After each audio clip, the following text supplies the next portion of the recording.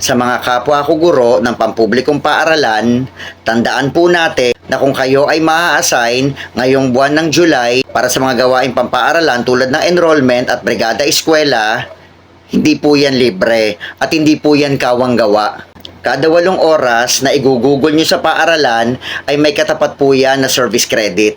Wag na wag po kayong papayag na hindi yan ma-convert into service credit. Alam na alam po yan ng inyong admin at ng mga clerk ng inyong paaralan. Ang kailangan nyo lang po ay magkaroon ng proof na yung mga yan ay inyong ginawa. Ang unang proof po ay ang inyong attendance. Kailangan nyo mag-time in at mag-time out sa araw na naka-assign kayo sa paaralan. Ang pangalawang proof nyo ay mga photos, kaya kailangan kumuha kayo ng mga pictures ng mga activities na gagawin nyo.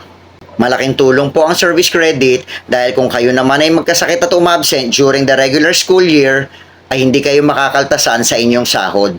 Ang dahilan po kung bakit dapat i-convert into service credit ang inyong pagtatrabahuhan ngayong buwan ng July, dahil itong buwan ng July ay kasama pa po sa ating bakasyon.